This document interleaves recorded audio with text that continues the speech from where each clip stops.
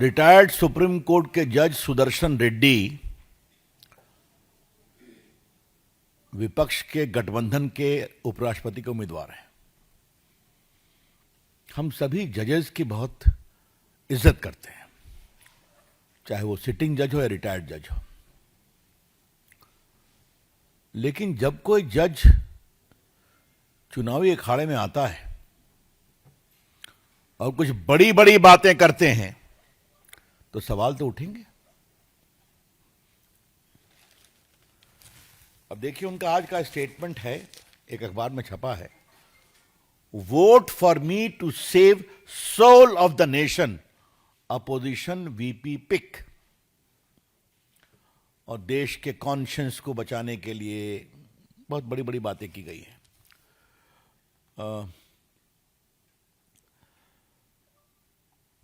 By entrusting me with this office, you will be choosing to defend parliamentary traditions, to restore dignity and debate, and to ensure that RSS stand as a true temple of democracy. बहुत कड़ी कड़ी बातें कही गई हैं और conscience की बात कही गई है। हाँ, देश के सोल को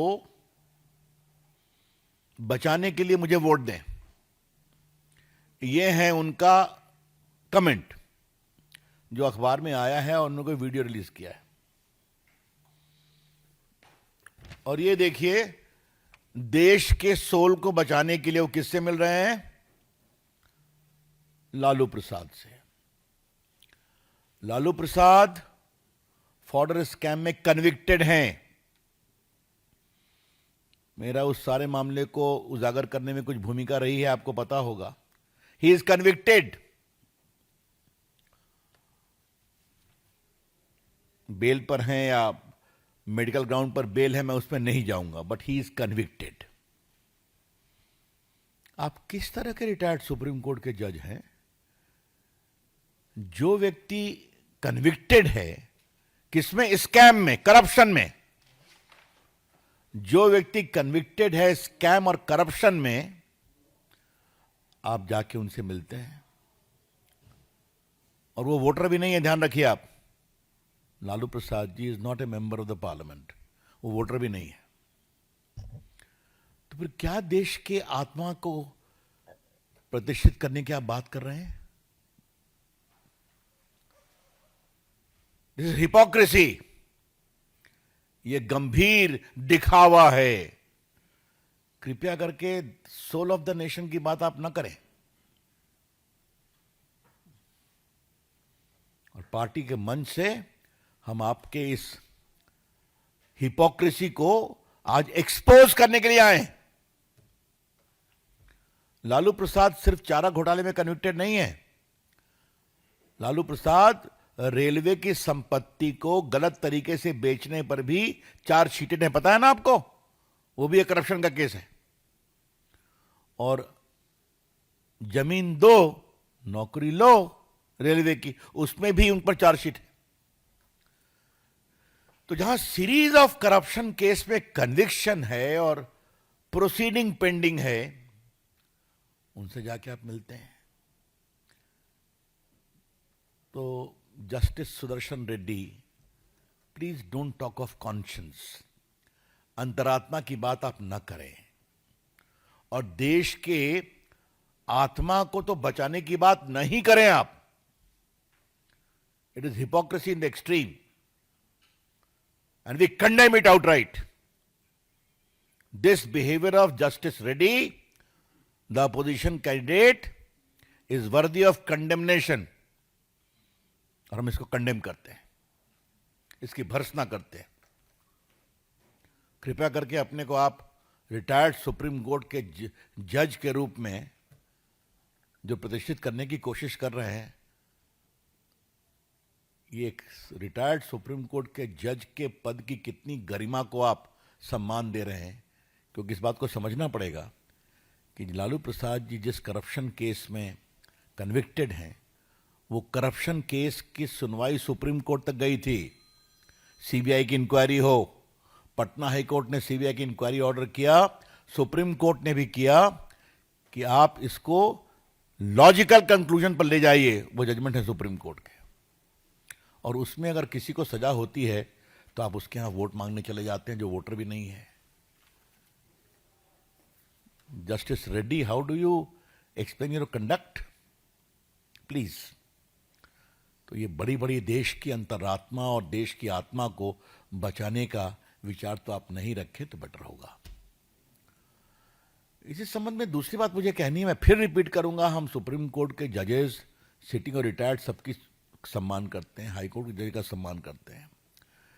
उनके साथ कुछ 10-15 जजेस ने टिप्पणी की थी उनके समर्थन में. हाँ, जब उनके एक निर्णय पर सवाल उठाया गया था कि माओवाद की लड़ाई कैसे कमजोर हुई उनके निर्णय से सलवा जुलूम में, वो न्यायमूर्ति खामोश हैं. Surely I would like to very respectfully request or observe, where are the retired judges who publicly stood with him when some decision of his was sought to be criticized? What they have to say on this clear,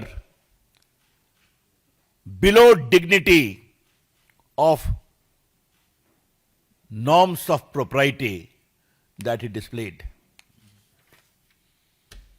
जिस तरह से उन्होंने राजनीति की शुचिता पर एक बड़े सवाल खड़ा किए हैं, इसके बारे में उन रिटायर्ड माननीय न्यायमूर्तियों की क्या टिप्पणी है, ने कसकर उनका समर्थन किया था. मैं फिर रिपीट करना चाहता हूं, मेरी पार्टी और मैं व्यक्तिगत रूप से सभी न्यायमूर्तियों का सम्मान करते हैं, चाहे वो वर्किंग है, अवकाश प्राप्त है. इस देश के लोकतंत्र को बढ़ाने में जुडिशरी की बड़ी भूमिका रही है. But some questions will be raised when you come in the election for public office. इस संदर्भ में मैंने एक बात कही थी. तो दूसरी बात यह है जो बहुत पीड़ादायक है.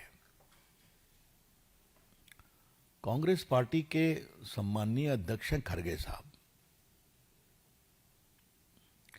एक गरीब किसान 4 एकड़ या 4 बीघा वाला अपनी मटर की खेती बाढ़ और बरसात में बर्बाद हो गई, उसकी पीड़ा बताने गया था. तो कहे यहां क्यों आए हो, तुम्हारा दिखावा क्या करते हो, तुम्हारा 4 बीघा है, 4 एकड़, मेरा 40 एकड़ बर्बाद हो गया.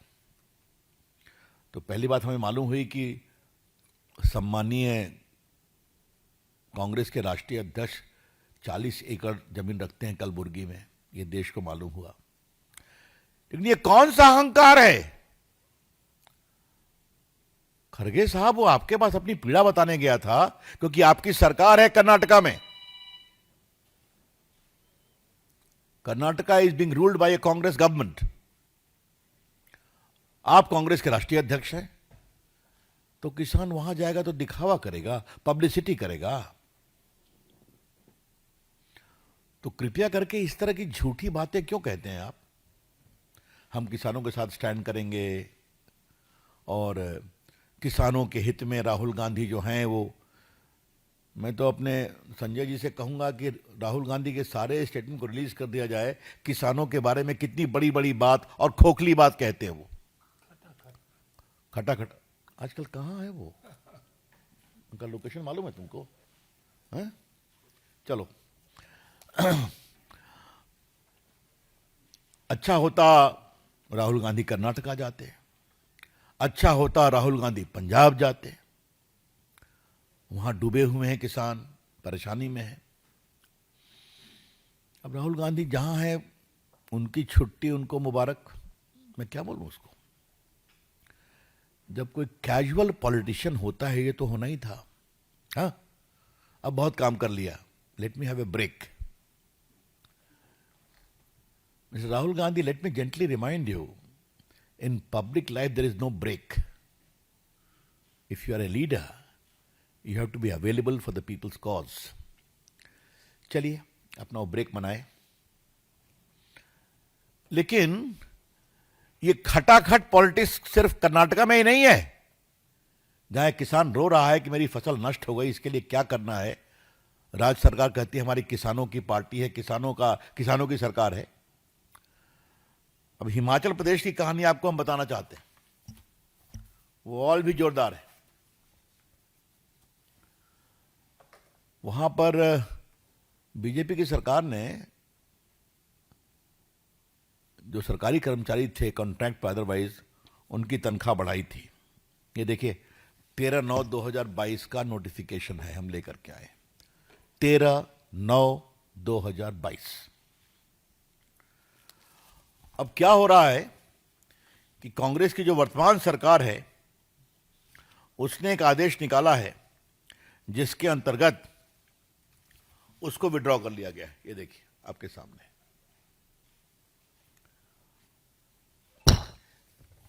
ये क्या मतलब है भाई? तो कारण क्या दिया गया? हम संभाल नहीं पा रहे हैं हिमाचल की वित्तीय अवस्था को। तो खटाखट करने के लिए जनता को धोखा देने गए थे क्या आप?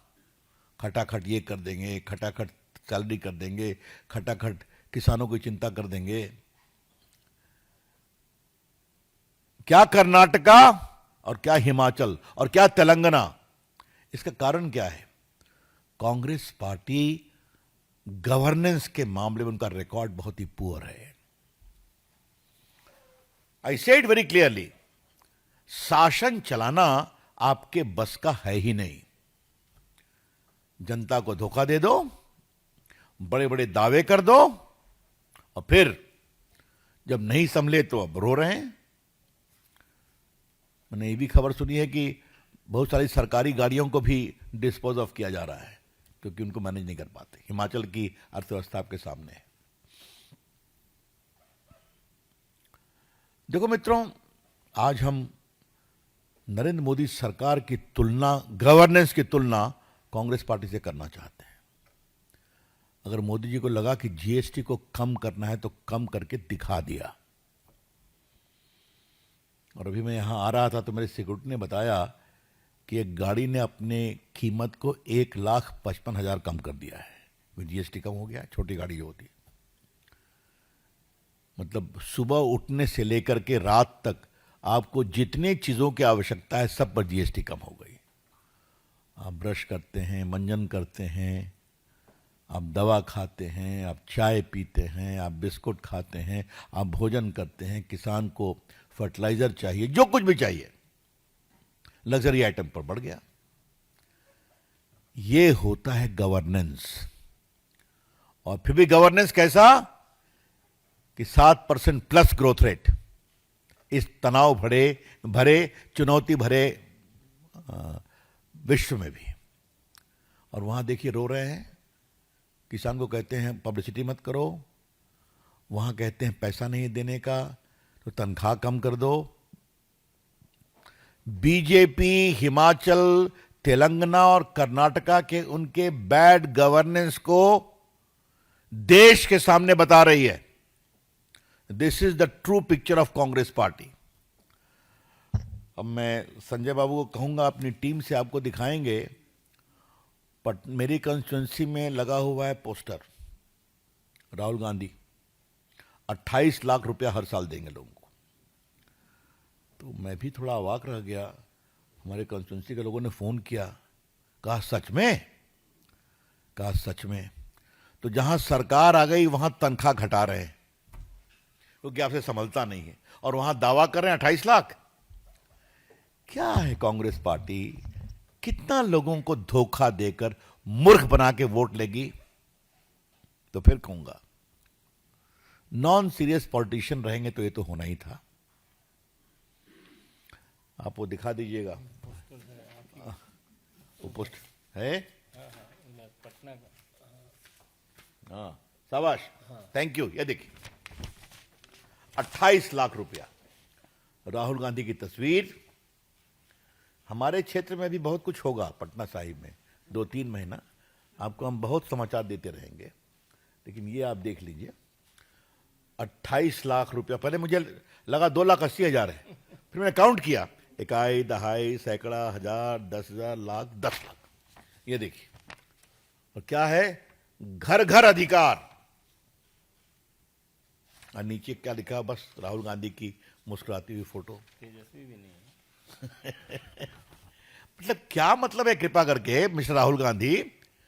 Are you making a fool of people of my state? इसको हम बिहार में बहुत बड़ा इशू बनाएंगे।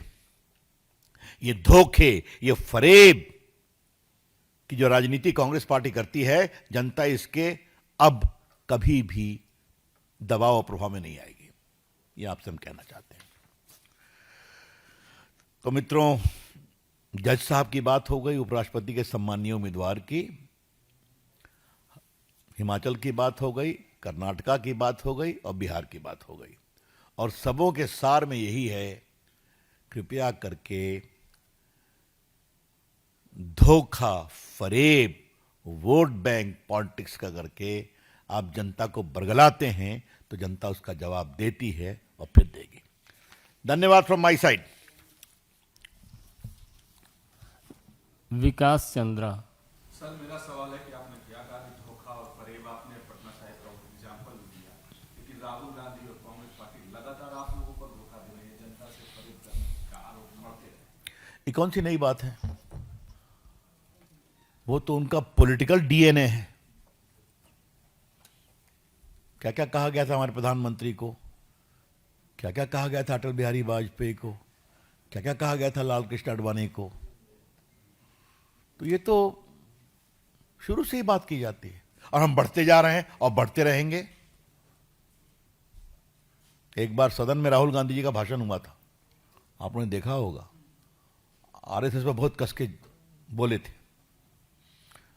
तो पार्टी की ओर से मुझे ही अपनी बात कहनी थी। मैं कहा, राहुल गांधी जी, आपको आज मैं एक बात बताना चाहता हूं। आरएसएस की आप जो पिटाई कर रहे हैं, नई बात नहीं है, ये आपके परनाना से शुरू हुई थी। नेहरू जी ने किया, इंदिरा जी ने किया, राजीव जी ने किया, संजय जी तो जल्दी ही चले गए, कुछ वो भी किए थे, और आप कर रहे हैं। और फिर भी देखिए कि संघ कहां से कहां पहुंच गया। और यहां आपके सामने संघ से परिचित, समर्पित, प्रेरणा लेकर के कितने स्वयंसेवक एमपी बैठे हुए हैं, देख लीजिए आप। और आप कहां सिमट गए। तो बस विकास बाबू, जवाब यही है।